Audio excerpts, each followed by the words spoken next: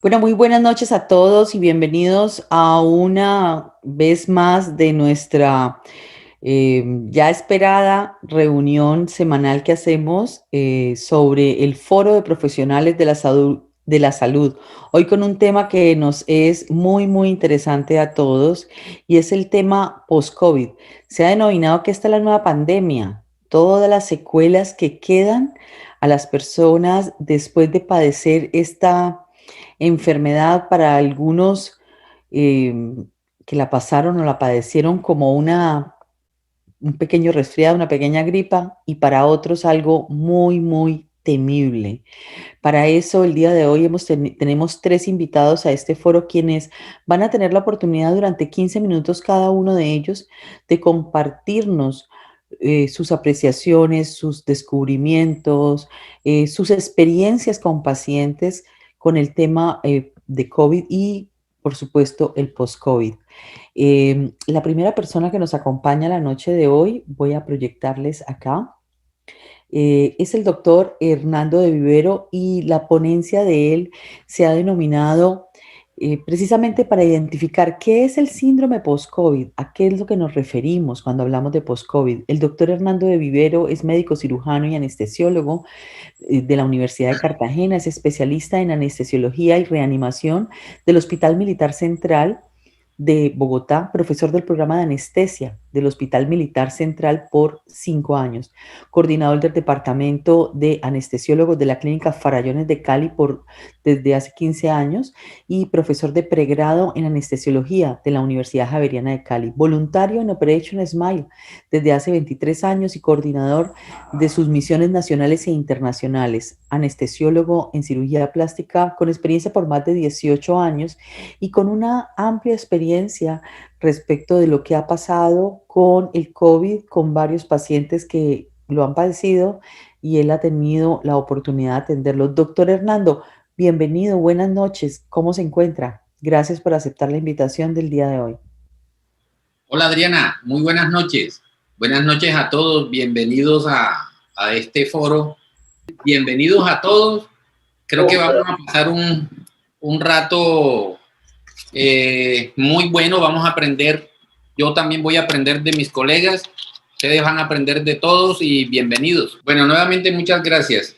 Ya hubo mi presentación, yo creo que es suficiente con eso, entonces continuamos con así rápidamente lo que es el COVID-19. El COVID-19 es producido por un virus, el virus del SARS-CoV-2. Este virus, ese nombre pues es muy evidente de dónde salió. COVID de corona, V de virus y D de enfermedad. Tiene estas espiculitas que ya nosotros cuando vemos esto como que nos da terror, pero realmente nos toca aprender a convivir, a vivir con este virus, porque como vamos a ver más adelante, nos va a acompañar por varios años más.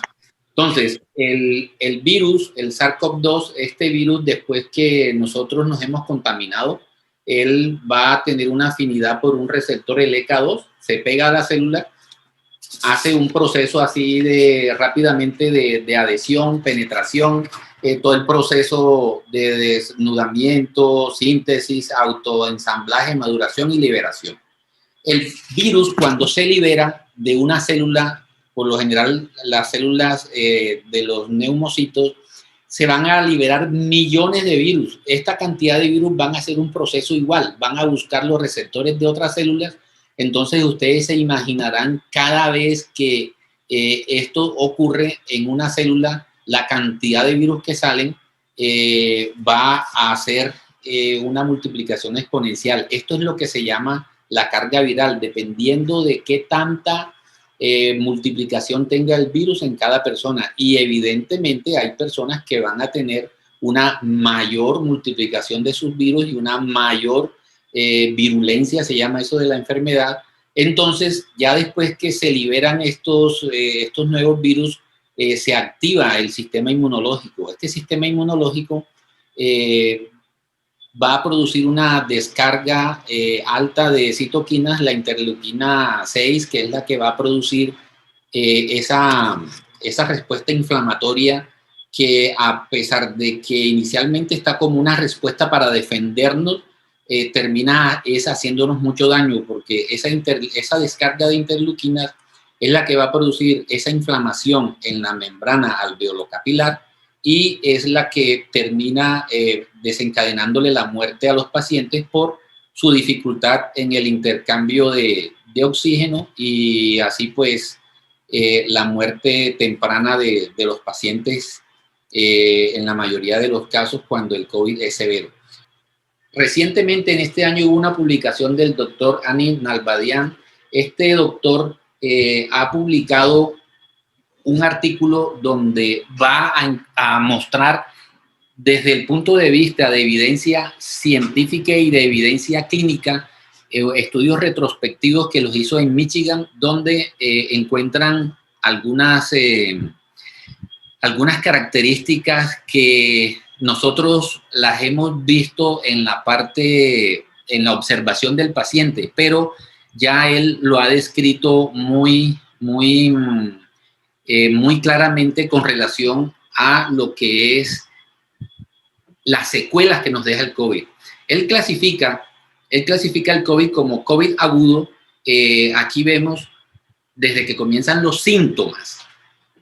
Él comienza a hablar desde que los síntomas arrancan, entonces nos refiere que tenemos un COVID agudo desde que comienzan los síntomas hasta la 4ª semana de síntomas, básicamente. Ese es el COVID agudo. Este COVID agudo, como ya les expliqué, tiene un proceso donde en algunos pacientes ni siquiera síntomas van a tener y en otros pacientes ya en la 4ª semana muchos pacientes que tienen un COVID severo, esos pacientes ya han fallecido. Después de la 4ª semana vamos a encontrar lo que es el COVID crónico o posagudo. Este lo va a dividir en 2 semanas, ¿ya? Desde la semana 4 hasta la semana 12 viene siendo el COVID continuo o COVID subagudo. Desde la semana 12 en adelante hasta los 6 meses es lo que equivale al COVID crónico o las secuelas complicadas del COVID. Él en su estudio tiene unas estadísticas que son muy importantes. Él dice que los pacientes que salieron, eso fue en Michigan, más o menos fueron 38 hospitales que participaron en este estudio y 1.250 pacientes. Describieron de que hay un 6,7% de pacientes que salen ya de la clínica, del hospital, y esos pacientes van a morir, tienen una muerte por cualquiera de las complicaciones. El 15% de los pacientes van a reintegrar, otra vez reintegrarse al hospital porque algunos de sus síntomas se han complicado. Ojo, son síntomas relacionados directamente con el COVID, no relacionados con alguna otra patología incidental que pudo haber presentado el paciente. Siguen con síntomas el 32% de los pacientes y hay un estudio en Europa donde hablan de una persistencia de síntomas del 87%, o sea, bastante alta, hasta los 6 meses después que el paciente le comienzan los síntomas. Otro de los síntomas que puede presentar el paciente es disnea en un 23%. Hay publicaciones que llegan hasta el 53% de disnea o que el paciente se sienta agitado al hacer cualquier ejercicio muy leve. Y los síntomas nuevos que pueden ser dolores musculares, fatiga, dolores en el pecho y dolores intercostales, eso se puede presentar hasta en un 17%. Hay algo muy característico que a las personas que ya nosotros conocemos y ustedes también han tenido contacto con ellos, dicen que han perdido el gusto y el olfato. Eso se puede presentar hasta en un 21% de los pacientes. Siempre es una cifra muy significativa. Ojo, la calidad de vida de los pacientes. Los pacientes van a tener alteraciones cognitivas, van a tener muchos compromisos psicológicos, depresión, van a tener alteraciones del sueño, y eso alcanza hasta un 44%. ¿Qué quieren decir todas estas cifras? Todas estas cifras quieren decir que el COVID no acaba cuando ya nos pasaron los síntomas, porque en la publicación encuentran que hay un 16% de pacientes que no tuvieron síntomas o que tuvieron síntomas muy, muy leves, como malestar por un día, como tos un día, y estos pacientes pueden presentar y pueden tener cualquiera de los síntomas ya mencionados, como disnea, dolores articulares, dolores en el pecho. O sea que tenemos un paciente que no tiene síntomas, que no tiene algún compromiso severo, puede presentar algunos del síndrome post-COVID. Hay otro síntoma que no es publicado por el doctor Anaí, sino por otros autores, donde se puede presentar una alteración neurológica del sistema de un nervio periférico aislado. El mayor comprometido es uno de los nervios poplíteos, donde le va a dar al paciente sintomatología de pie caído. Solamente ese síntoma lo pueden presentar, y eso está relacionado directamente con los síndromes post-COVID. Hay un doctor que es el doctor Alexis Polonikov. Ese es un ruso que publicó una asociación muy característica, muy importante con relación a las personas que pueden tener un COVID severo como pronóstico. Y hay 5 factores importantes. Edad mayor de 65 años. Paciente que tenga una enfermedad de base, llámese hipertensión arterial, enfermedad autoinmune, trasplante de algún órgano, hipertensión, diabetes, que sea de sexo masculino, que sea fumador, y un factor importante, que tenga los niveles de glutatión bajo. Cuando estos 5 factores están presentes en una persona, la complicación para que tenga un COVID severo es grave. El doctor Alexis Polonikov describió además que el 100% de los pacientes que mueren por COVID severo, que van a una unidad de cuidados intensivos y fallecen, el 100% de estos pacientes tienen unos niveles de glutatión bajos. Entonces, así someramente, rápidamente, ¿qué quiere decir el glutatión? El glutatión sencillamente es una molécula que nosotros tenemos, y es tan esencial para nuestra vida como es el agua y como es el oxígeno. Y el glutatión se forma en cada célula cuando llega a la célula una sustancia que se llama, una molécula que se llama cisteína, que la recibimos por vía oral, es ingerida y se absorbe, pasa a la sangre y llega luego a cada una de las células, y en cada una de las células del cuerpo va a producir glutatión.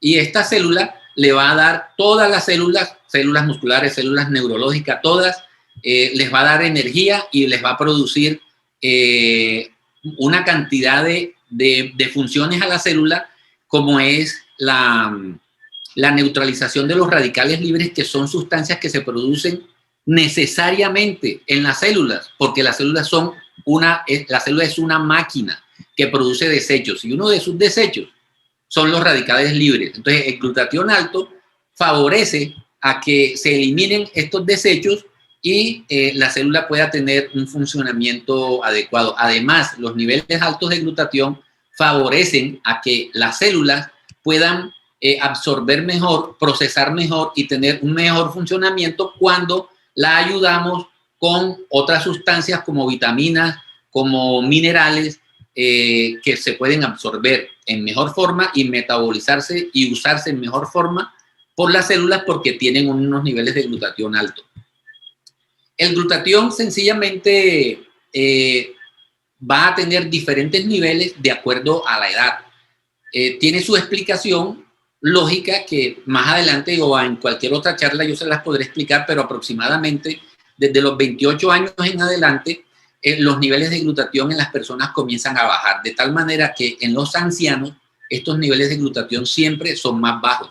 Y por eso es que tenemos que cuidar más a nuestros ancianos, porque en nuestra actual pandemia son los más afectados y la casualidad más grande es que si tienen niveles de glutatión bajos, y ya les hablé de los 5 factores, y tienen algunas otras patologías asociadas, va a tener un COVID severo y pueden fallecer.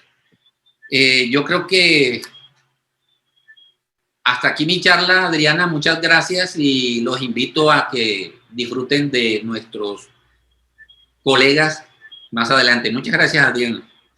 Doctor Hernando, muchísimas gracias y muy clara su explicación y es muy claro que una gran estrategia para mantener estas secuelas o estas complicaciones que pueden quedar permanentes incluso a las personas es aumentar los niveles de glutatión. Los invitamos a todos a que las preguntas que tengan las puedan hacer en el chat. Con mucho gusto las estaremos contestando en los últimos minutos por parte de los doctores y o los panelistas invitados. Ahora quisiera presentarles al doctor Gustavo de Vivero, que se encuentra en la ciudad de Cali. En este momento, él nos va a hablar sobre las complicaciones del post-COVID-19. O sea, estamos hablando de las secuelas, pero no es lo mismo una secuela causada por padecer la enfermedad de manera simple que haber tenido algún tipo de complicación. El doctor Gustavo de Vivero es médico anestesiólogo de la Universidad Nacional Autónoma de México, UNAM, especialista en anestesiología y subespecialista en anestesiología pediátrica de la misma institución educativa académica. Realizó estudios complementarios en medicina funcional y medicina integrativa, lo cual es muy importante para el tema que nos va a tocar el día de hoy. Asimismo, en células madre, terapia neural y ortomolecular. 30 años de ejercicio profesional. Actualmente ejerce como anestesiólogo en diferentes instituciones privadas, especialmente en el área de la cirugía plástica. Doctor Gustavo, muy buenas noches. ¿Cómo se encuentra? Gracias por aceptar la invitación. ¿Y qué nos puede contar esta noche, doctor Gustavo, sobre las complicaciones con las personas que han tenido COVID? Muy buenas noches, Adriana. Buenas noches a todos. De verdad que me da mucho gusto compartir con nuestros par de colegas extraordinarios que tienen mucha experiencia. De hecho, Hernando es uno de los fans mío por su trabajo como anestesiólogo y seguidor como tal, y el doctor Arturo Arias, que más adelante nos va a acompañar.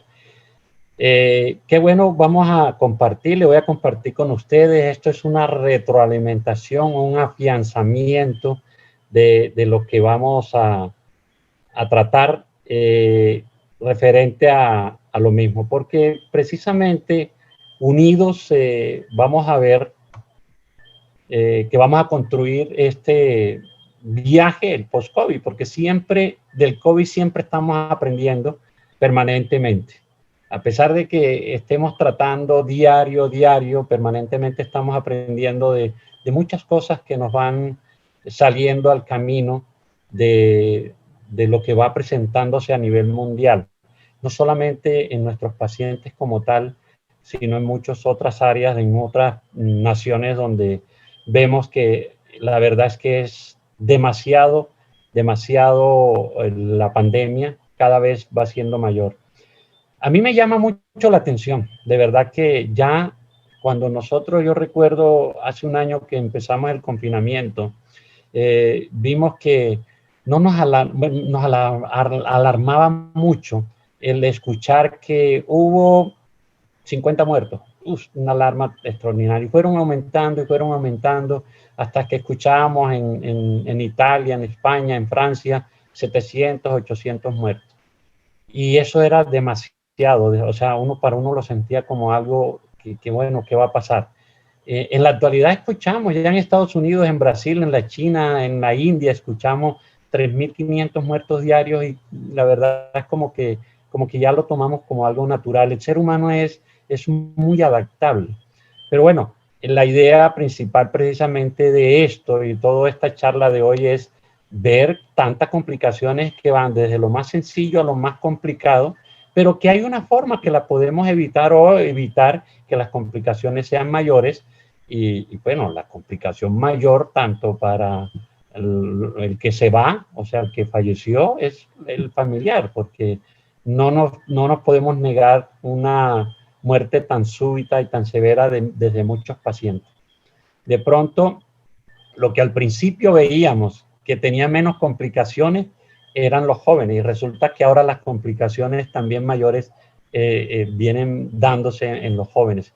De pronto por los cambios que ha habido en esa estructura que mencionó Hernando referente al virus, porque ya sabemos que vienen varias cepas de Brasil, de la India y de Inglaterra. Pero bueno, en esta parte de cómo vamos construyendo esta parte del post-COVID, de estas complicaciones, vemos lo que mencionaba también Hernando, que una de las grandes situaciones que nos presentamos a ellas por las manifestaciones graves del COVID es por la deficiencia del glutatión. Pero hace que esta aumente por los factores de riesgo que aumentan mucho más esa enfermedad y la muerte. Está en la obesidad, ya él lo mencionó, el tabaquismo, la hipertensión, la mala nutrición, la mala alimentación. Y mire algo que parece sencillo, el nivel alto de azúcar. ¿Por qué?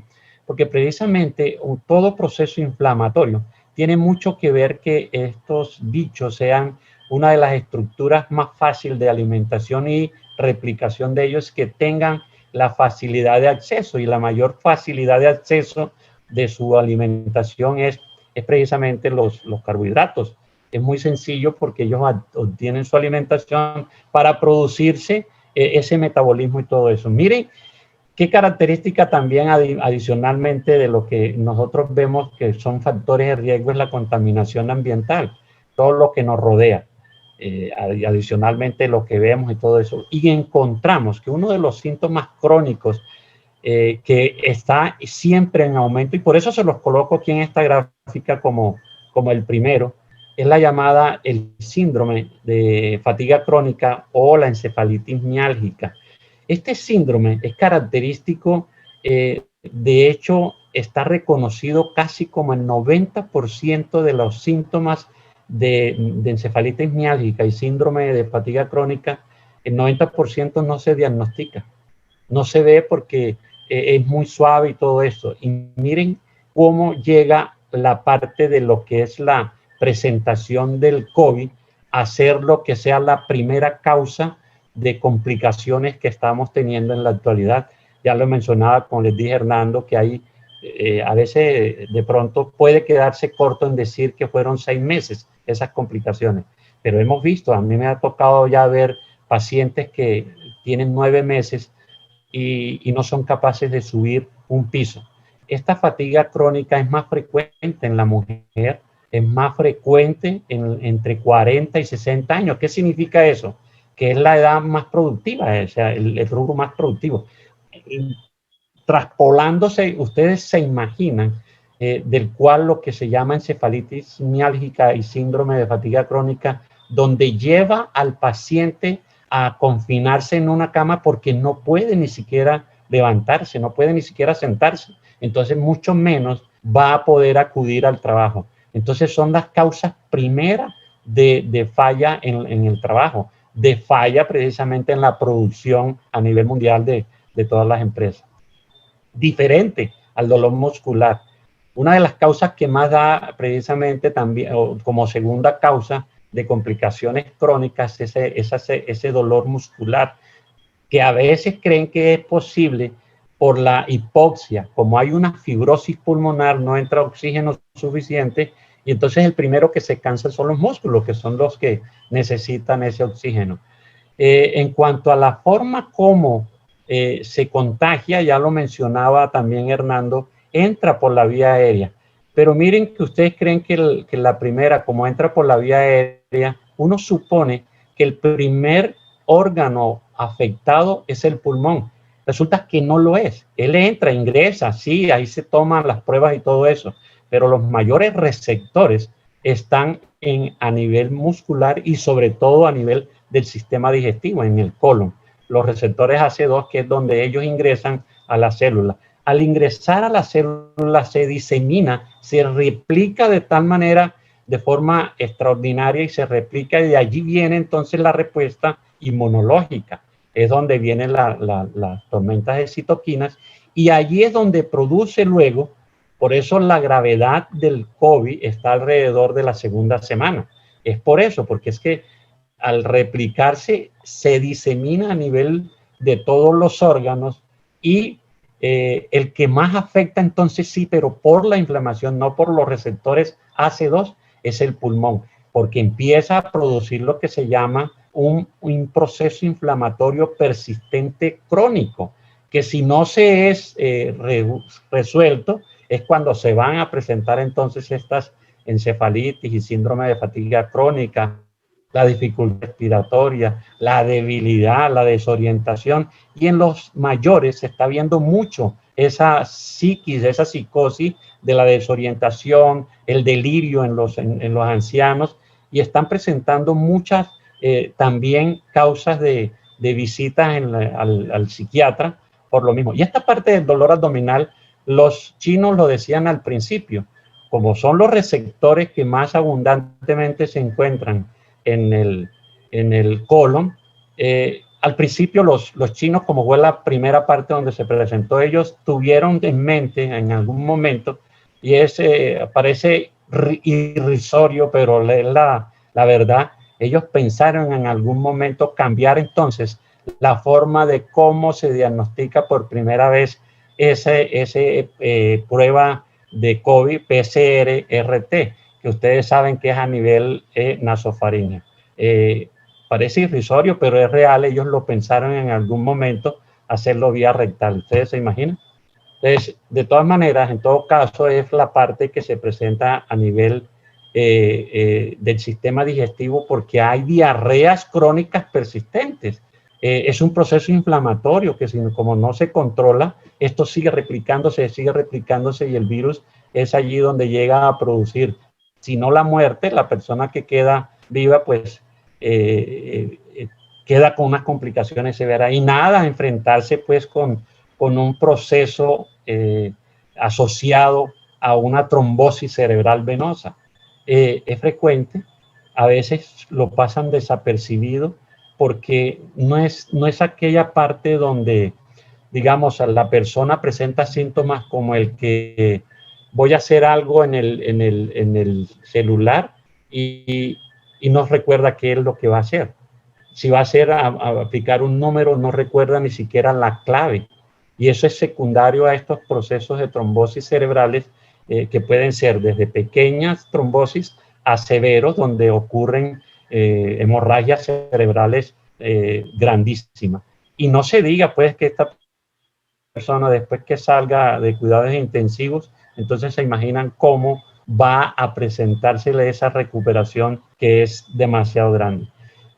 La gran mayoría que nosotros vemos ahorita es esa automedicación. Como ya los centros médicos están saturados, si ya no digamos ni siquiera las unidades de cuidados intensivos, en mayor grado está esta parte del manejo de automedicación. De forma extraordinaria, o sea, todo el mundo, el que le dice, tómate esto, tómate lo otro, y la persona termina tomándose todo lo que el familiar le digo, el primo, el tío, el vecino, el otro, y mucho menos lo que de pronto nosotros los médicos les recomendamos. ¿Por qué? Porque la saturación del sector salud es demasiado.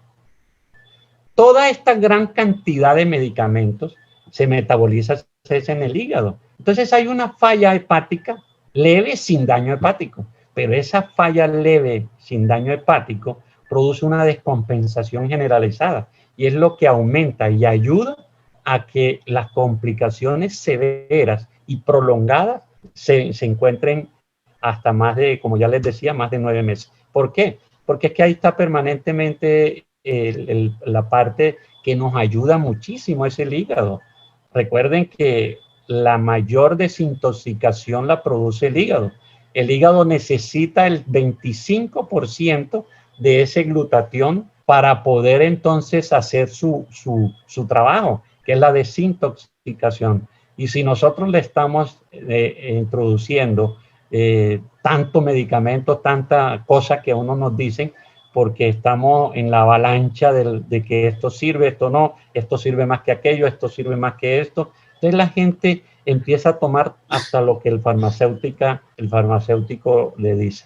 Esto se los mencionaba, el delirio que se presenta en los adultos es muy alto, es muy frecuente y es una de las causas de mayor visita médica que hay. Pero ¿cómo entonces hacemos para aumentar ese glutatión que necesitamos para que el hígado y los demás órganos tienen que necesitar para hacer su metabolismo? El pulmón necesita un otro 25% para revertir. Recuerden que el glutatión, una de las acciones que tiene, adicionalmente de la desintoxicación, es desinflamatorio. Yo aquí les coloco esta parte de una de las cosas que uno debe tener es la alimentación sana que produzca mayor cisteína. Los mayores productores de cisteína están en el huevo, está en la leche, está en la carne, está en la acelga, en el espárrago. Pero miren una característica de la cisteína, y ahí viene la gran ciencia de hace más de 45 años de investigación científica. Es que esto se debería tomar entonces crudo. Si vamos a comer huevos crudos, serían 18 huevos crudos para poder dar lo que nosotros conseguimos. En este donador de cisteína que traen, estas cajas traen 30 sobres, cada sobre trae 10 gramos de cisteína. Entonces, ahí los pongo en lo que es la alimentación versus el donador de cisteína. Recuerden que el virus, el coronavirus, se multiplica muchísimo mayor en presencia o en ausencia de ese donador de cisteína, que también va a ubicarse en los receptores AC2. Cuando nosotros previamente estamos ingiriendo el donador de cisteína, vamos a tener esos receptores bloqueados, de tal manera que ahí es donde vemos la gran diferencia de la persona que es contagiada con el coronavirus, que viene tomando ese donador de cisteína previo. Los síntomas y complicaciones son muchísimo menor que aquella persona que no lo ha hecho. Sin embargo, cuando empiezan esos primeros síntomas, elevando ese consumo de donador de cisteína a 80, 60, 80 gramos, se ven los cambios adicionales, y ahorita el doctor Arias nos va a tocar ese tema. Es extraordinario, de todas maneras, la parte de alimentación, que nos puede ayudar muchísimo, como ya les dije, pero qué mejor es tenerlo concentrado en ese donador de cisteína. Les agradezco mucho su atención, de verdad, Adri, muchas gracias por habernos reunido en este panel, que siempre para mí es extraordinario el aprender de mis colegas. Buenas noches a todos. Doctor, muchísimas gracias por su presentación. Insistimos a las personas que tengan preguntas que las hagan por el chat para irlas contestando en la medida que van presentándose en el orden que vayan apareciendo. Tenemos algunas dificultades en este momento con la presencia del doctor Arias. Sí. El doctor Arias no ha podido conectarse aún. Él está en la Asamblea Nacional en la Asociación de Cuidados Intensivos y Medicina Crítica. Están hoy eligiendo la junta directiva y me ha pedido un momento, pero parece ser que no han terminado. Y yo quiero aprovechar entonces para hacerles algunas preguntas a los doctores, ¿sí? Una pregunta que me gustaría hacerle a ambos, y es, ¿alguno de ustedes ha tenido pacientes que hayan visto un cambio significativo tomando y no tomando Inmunocal, por ejemplo? Algo que ustedes digan, bueno, vi esto, este mismo paciente de esta manera lo manejé y pasó esto, y sin lo manejamos y pasó esto. No sé quién de los Tengo dos quisiera varios. contestarnos. Tengo varios, Adriana, y de hecho me voy a referir a una persona del cual venía tomando el Inmunocal porque yo se lo había recomendado por ser un paciente añoso, 83 años, diabético, insulinodependiente, con neuropatía diabética en silla de rueda, confinado en silla de rueda, del cual tiene una alimentación insana. ¿Qué crees que hice cuando, o qué creen ustedes que hice cuando precisamente empezaron los primeros síntomas? Lógicamente, de él que venía tomando 3 sobres al día del donador de cisteína, lo elevé de 1 a 8 sobres, pero por su condición previa, exactamente. De hecho, entró a la unidad cuando empezaron los síntomas, le dije, hay que hacerle, yo manejo mucho en casa, o sea, home care, el cuidado home care del COVID, hasta pues para evitar la complicación de la atención en salud. Pero él, por sus características, hice que lo hicieran inmediatamente la visita y aumentándole de una vez, como ya les dije, a 8 sobres. Esta persona de inmediato que la atendieron en la unidad en urgencia, la pasaron de una vez por esta condición a la unidad de cuidados intensivos, pero para observación estrecha. De hecho, en las unidades de cuidados intensivos, en algunas partes no permiten el ingreso, pero por alguna situación propia de protocolos. Sin embargo, en él, como le llama uno camuflado, se hizo para que lo ingiriera. Y de hecho, para no prolongarles el cuento, no lo intubaron, no alcanzó a intubarlo. Y hay unas indicaciones propias de intubación orotraqueal para evitar mayor daño. No tenía esas características, sin embargo duró 12 días en la unidad de cuidados intensivos, no lo intubaron, salió y está con nosotros, está echando el cuento con nosotros. Tiene todas esas complicaciones de que ya les mencionamos, el delirio, todo eso. Sin embargo, a pesar de haber tomado con tiempo el donador de cisteína. Entonces, para mí es satisfactorio porque pues yo preparé a la familia para que se despidieran de él, porque pues, ¿qué hace uno?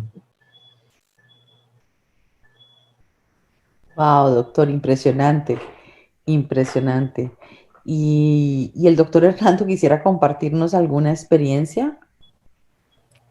Bueno, yo creo que con relación a tu pregunta, es interesante en el sentido que nosotros no podemos decir si a este paciente le doy y a este paciente no le doy. Toca hacer un estudio doble ciego con pacientes con iguales características y allí sí dar una respuesta concreta, ¿no? Que eso es lo que pretendemos nosotros hacer con el doctor Arias. Pero indudablemente sí está el caso de pacientes que están con COVID, están con síntomas y comienza uno a darle la cisteína y el paciente comienza a tener mejoría, pero inmediatamente. O sea, la mejoría es al día siguiente el paciente es otro paciente. Entonces, con relación a eso, sí se puede dar. Yo tuve una paciente que es colega, una pediatra de Bogotá, fue recomendada por el uno, el otro, yo no tengo ni idea de dónde llegó, pero me llamó, amiga del amigo del amigo del amigo. Entonces, ella trabajando, un pediatra, trabajando en hospitales en Bogotá, tiene contacto con muchos médicos. Y ella era de Sanitas, tenía que ir a la Reina Sofía, y resulta que cuando me consultó, estaba con dificultad respiratoria, estaba con extrasístoles, y yo le dije, pero ¿por qué no te hospitalizaron? La respuesta es que no, porque todavía estaba saturando 91. Entonces, para mí fue un caso difícil, yo le hice llegar el mismo día que hablé con ella, con amigos en Bogotá, le hice llegar la cisteína y comenzamos inmediatamente seis sobres por día, 60 gramos, y la paciente al día siguiente ya no tenía extrasístoles. Pero un paciente con extrasístoles ya es un paciente joven, es un paciente que tiene ya una miocarditis que pues uno no sabe para dónde va a evolucionar. Ella en esos momentos estaba como en el día 9 o 10, o sea, estaba en los días críticos. Y bueno, afortunadamente fue muy juiciosa, estuvo aislada, se tomó su cisteína, duró unos 2 meses tomándola y bueno, al tercer día ya la dificultad respiratoria le mejoró y no tuvo pues que llegar a un centro asistencial. Es el paciente más crítico que me ha tocado y sobre todo que es a distancia. Gracias por su apreciación y sobre todo, doctor, por su responsabilidad en el comentario. Yo, por supuesto, que no pretendo que nos vayan a compartir. De hecho, no hay suficiente tiempo ni estudios para poder decir que tienen estudios contundentes sobre nada con el COVID. Todo el COVID es nuevo, ni las Así es. vacunas. O sea, yo recibí la vacuna y me hicieron firmar una cosa donde decía que era una vacuna experimental, que bajo mi responsabilidad me la ponía. Y creo que todos los que hemos recibido hemos tenido lo mismo.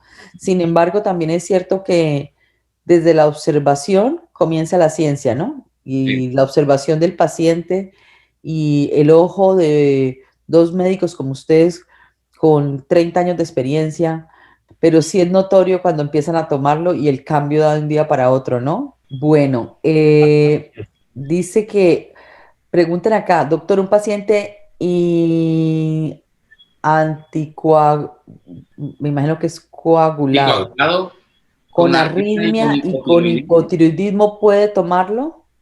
Sí, Adelante, doctor. indudablemente,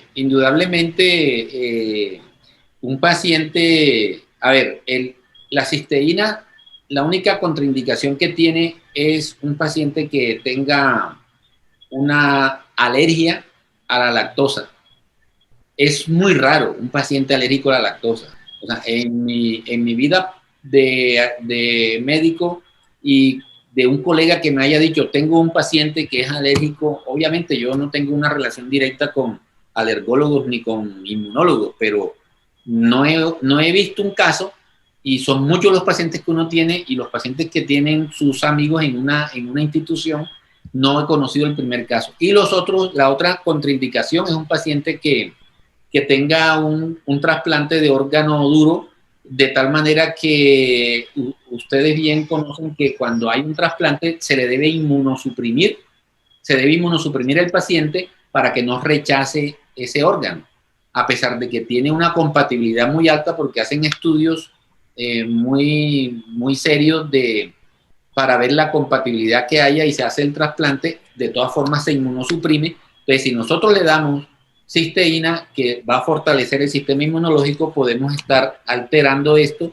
y el paciente puede estar rechazando su trasplante. Después de 3 años, no hay ningún inconveniente. Lo puede recibir sin problemas porque ya en ese tiempo estos pacientes no están recibiendo ningún inmunosupresor. Entonces, para este paciente no hay ningún inconveniente, lo puede tomar sin ningún problema. Doctores, gracias. Doctores, tenemos dos doctoras conectadas en este momento. Se encuentran, hay una quiere hacer una pregunta, está directamente en Honduras y otra lo escribió y quiere compartirlo. Quisieran abrir las cámaras y los micrófonos y hacer la pregunta directamente a los doctores, la doctora Yanira y la doctora Gloria, que se encuentran en la sala. Doctora Yanira. Hola, buenas noches, ¿cómo están? Estoy aquí de turno, pero sí quería preguntarle al doctor de Vivero los beneficios que tiene el uso del inmunocal en pacientes pues post-COVID, porque hay varios que quedan con secuelas y esto es algo que nos está afectando en todo el mundo. Entonces sí me gustaría su opinión al respecto. Doctor Gustavo, si quisiera contestar esa pregunta, gracias. Doctora Yanira, claro que sí.